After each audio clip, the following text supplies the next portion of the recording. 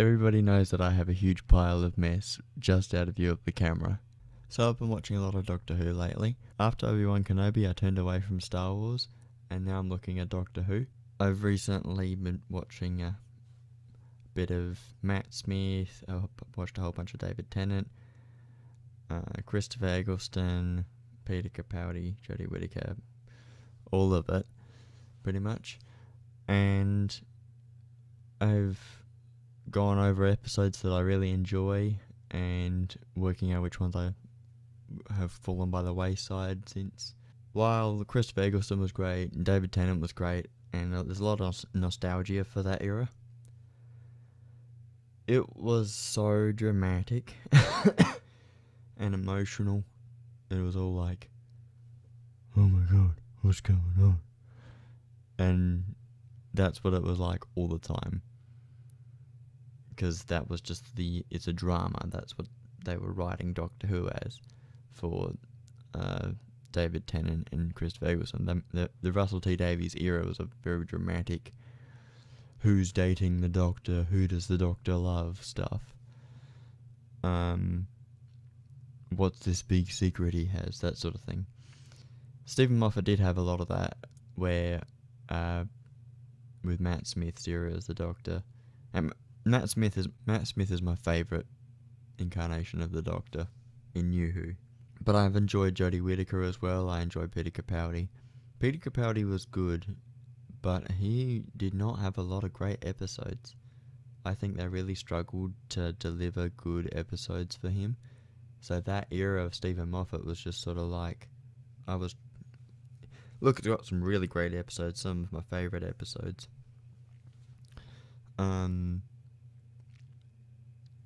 But there's a lot of dud episodes. Times where you go, this could have been better. I'm missing it. Peter Capaldi's era of the Doctor is, he's wacky, he's the weird Doctor. And which is just still feels really strange, especially season 8. He's the weird Doctor. Season 9 not so much. Season 10 getting into his comfort zone, being less of he's the wacky weird Doctor. It just didn't feel comfortable in that first season. Like they didn't know what they wanted to do with him. So I didn't like Deep Breath. I didn't like I own season 8 and I struggle to or series 8, whatever you want to call it. And I struggle to find episodes that I would want to go back to. The only one that I've seen multiple times is Deep Breath because I've got it on DVD. I've seen Into the Dalek, which is good but not great. And I watched it when it was running. I watched all of the episodes when the show was running. I think the only one I missed was Robot of Sherwood. So that was one that I hadn't seen, and so I watched it. I think I missed Into the Daleks. I missed like the first couple episodes of the series after Deep Breath. And I remember watching the end of the series and thinking, this does not hitting the right notes. He's supposed to be the Dark Doctor, and he really wasn't. But yeah, Series 9, I love the beginning of it. I thought it was great. He's really hitting his stride as the Doctor. He's adding things that Peter Capaldi wanted to add, which was Peter Capaldi loves punk rock. He brought the guitar into it. He's the cool Doctor. And they did that. He's got the sonic sunglasses, doing stuff like that. I really liked all of that. Heaven Sent felt so long. I haven't seen it again.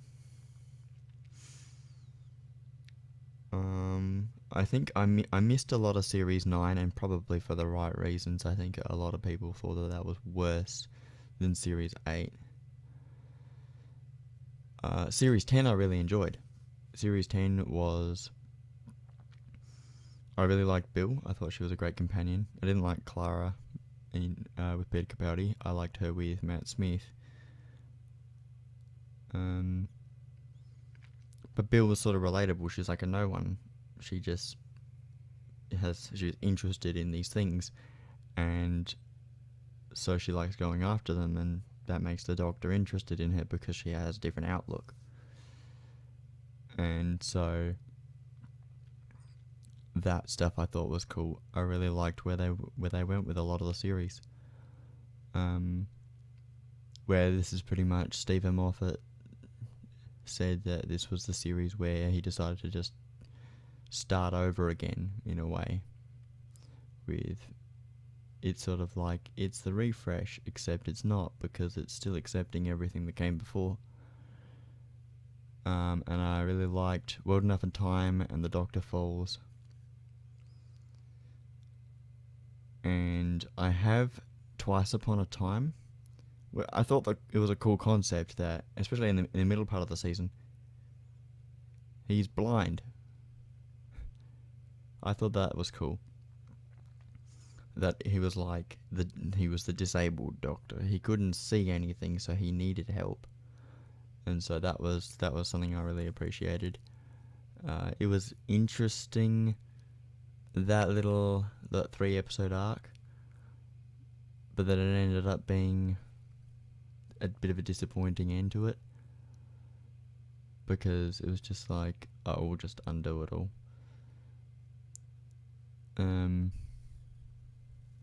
World Enough and Time in The Doctor Falls was cool because it took the Doctor down a dark road. It took him to where we sort of wanted to see him. He couldn't win. It was impossible. He had Missy was on his side, but then she was fighting the Master, because the Master hated the idea of Missy and hated the idea of Missy being on the same side as the Doctor. And then Bill gets captured and turned into a Cyberman, which did happen in Series 8 with Danny. But with Bill, we obviously cared about Bill a lot more because she was such a relatable character. She's a normal person that doesn't have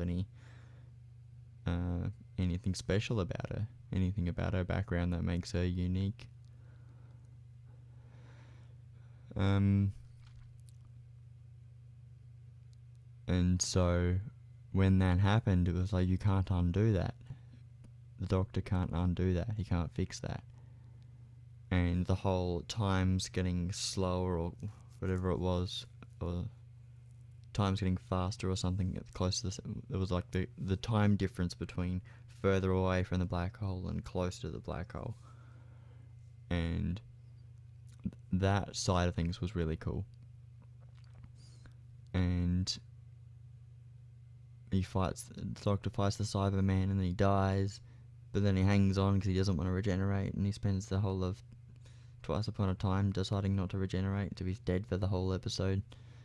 The thing they did with the first Doctor, I absolutely hated it because it was just completely disrespectful towards that era. Instead of the first Doctor being, he's the older man, he came earlier. He's older, but he came earlier.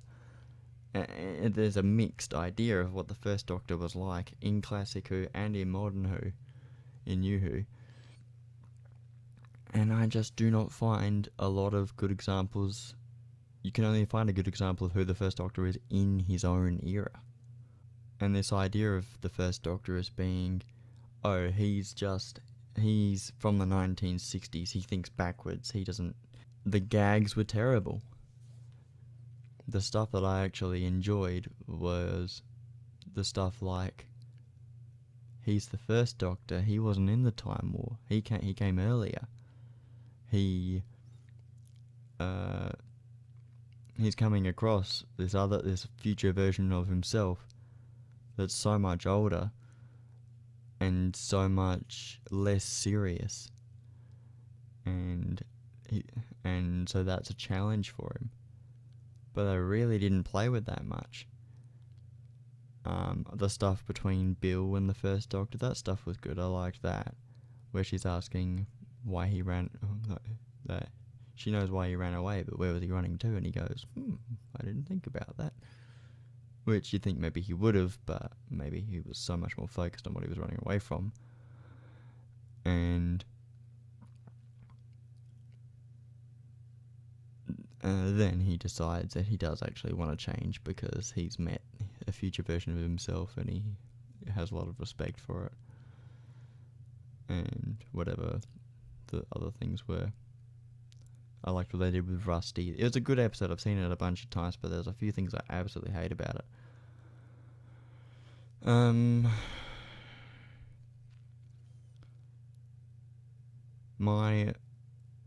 I thought my favourite episode of New Who was the 11th Hour, with Matt Smith in David Tennant's raggedy clothes, coming to terms with himself, with the 11th Doctor. And I loved that. That was such a the Doctor is me sort of thing. Like, the Doctor is a bigger person than any individual incarnation. The same sort of way that when they had Matt Smith and David Tennant in The Day of the Doctor, they're talking to each other, but there's such a bigger thing going on over the top of them. They do refer to as like, the Doctor was you, and then the Doctor's me, and the Doctor's this other guy as well. The Doctor is this huge overarching thing. And I thought that was a really cool concept that I'd like to see more dived into.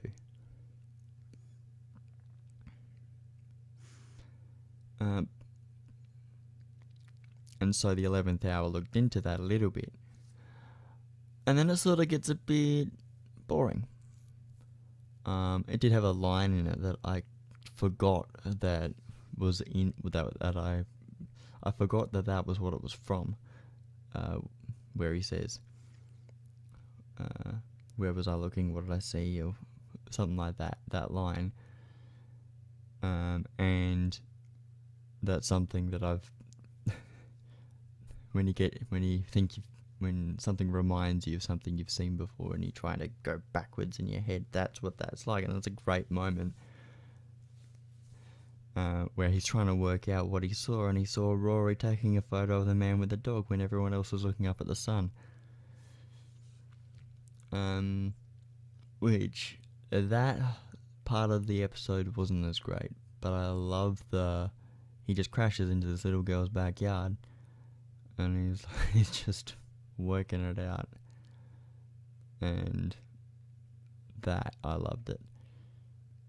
Even the bit where he goes, "You're all alone in this house," and she goes, "Yeah, I'm not scared." And he's like, "No, of course you're not scared, man. Box falls out of sky, man falls out of box, man eats fish fingers." And there, look at you, sitting there. So you know what I think? That must be a hell of a scary crack in the wall. And I loved that. And then he goes, and he opens it up, and they have a look at it, and there's this big eye looking out, and it's like, what the heck's going on there? I think it failed to deliver on my expectations of what was behind that wall. That was probably what it was. Still, it's my favourite regeneration episode, favourite New Doctor episode, because you always see the regeneration at the end of the previous series, and that first episode of a New Doctor is such an important thing, where it's like, but Peter Capaldi wearing being delirious is a big thing with the Doctor when he comes to as the New Doctor. He's going, "What's going on? I got no idea. I can't work anything out." And there's a lot of that. Jodie Whittaker had a bit of that, where she couldn't even remember her own name and stuff like that. She couldn't remember any words.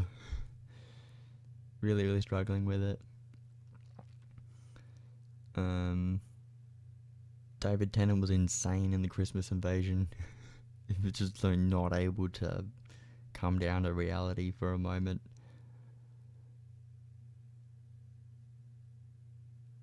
And Peter Capaldi was insane as well. He was just going off the rails.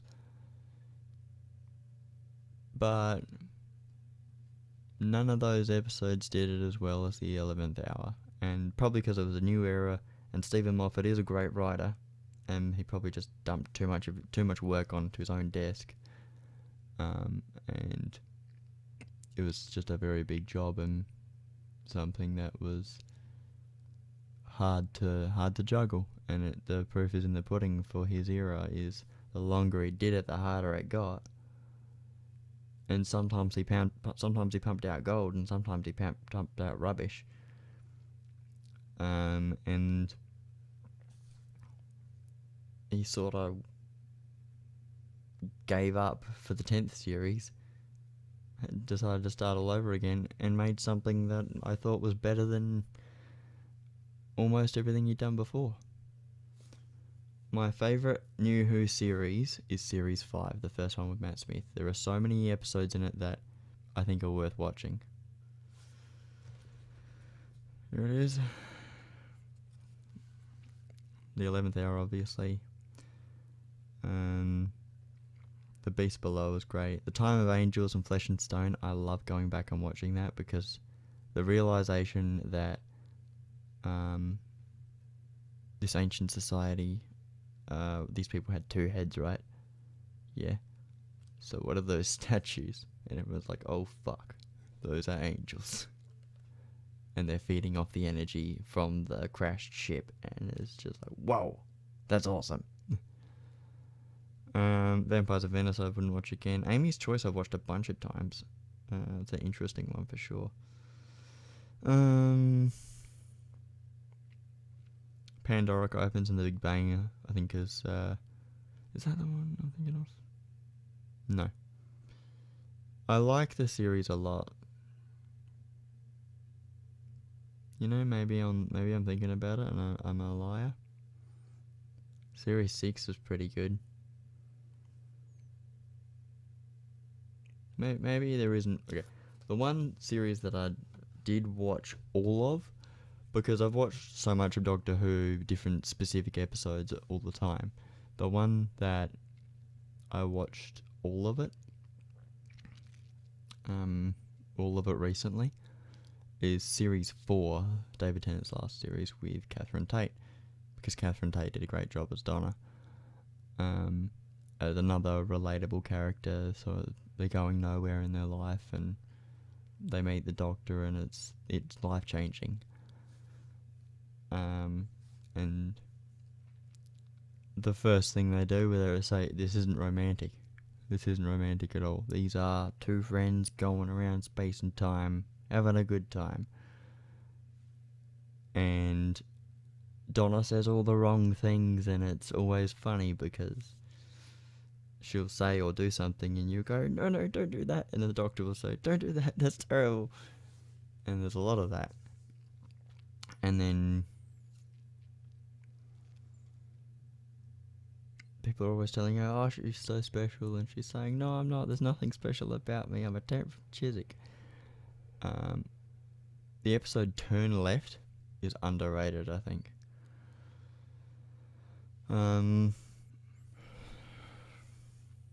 Because first of all, it doesn't have the Doctor in it, so you're without a major character that pretty much carries the show at times in bad episodes, and they didn't have the Doctor. They thought, let's have an episode without the Doctor, and they did that. And the idea of the world without the Doctor was very interesting to see. The Doctor dies. How does she find out about it? There was what happened in the world. There was the Thames is flooded in the whatever. The star in the sky, all of that. The spaceship that crashes into London and blows up all of it. And all of that stuff was just a constant build up to Donna's got to do what the people want her to do, and she's got to go back in time, and she's got to stop herself from turning left, or whatever it was. She's got to stop herself from making the crucial mistake that led her to not meet the Doctor. And I thought that was great. There's not a lot of Rose. Rose is probably over dramatized in Doctor Who. She was a lot better in Series 1, in my opinion, because she's just a normal person. In Series 2, she was the love interest, and in Series 4, she was the legend. In Series 3, she was the legend. That's what... And they did a lot of that. But the Jodie Whittaker era, because I watched a bunch of different episodes of Doctor Who. So I watched the 11th Hour, and I watched a bunch of episodes from Series 5. And then I watched... and I bought a bunch of episodes on YouTube.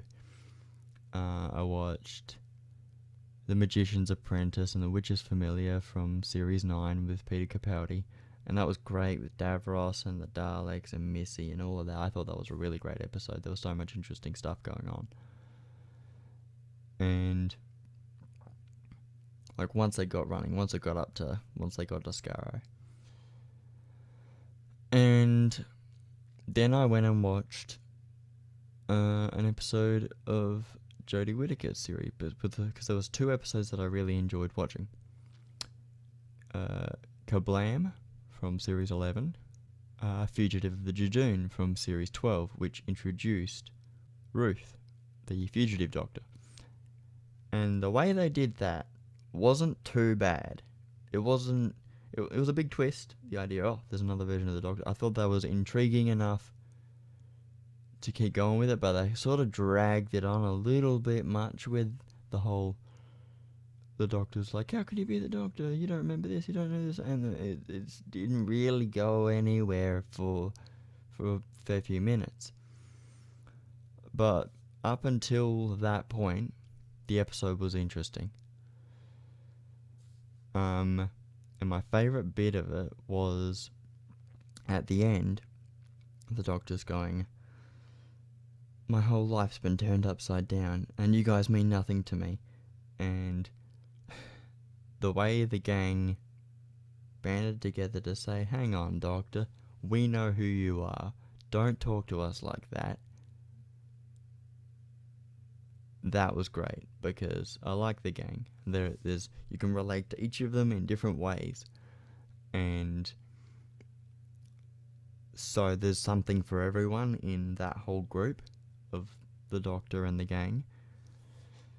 Whereas in previous series, if you don't relate to Clara, if you don't relate to Amy and Rory, if you don't relate to Donna, to Martha, to Rose, you don't really have anyone. And it's hard, you can't relate to the Doctor because they're the special magnificent thing. So it's crucial to have that group. Oh, and I forgot to mention Bill, because Bill was one I liked. Bill and Donna, pretty much my favourite companions before the gang and Jodie Whittaker.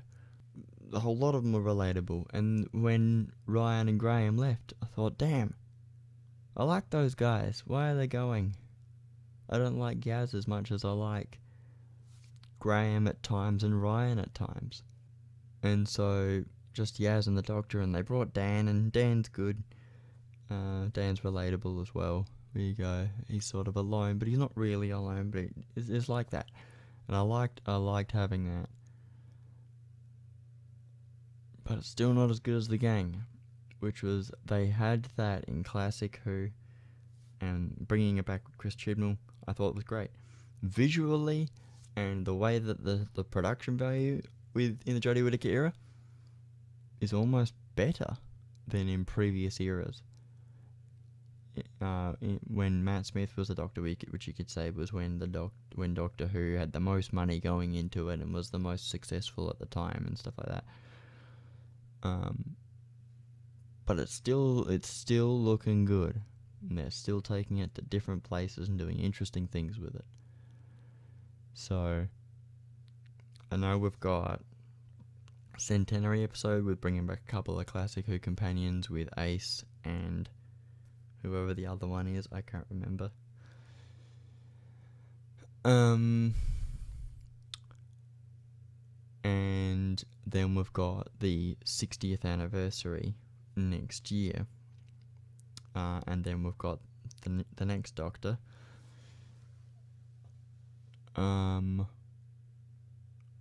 Whatever's going on, in whatever order things are supposed to happen.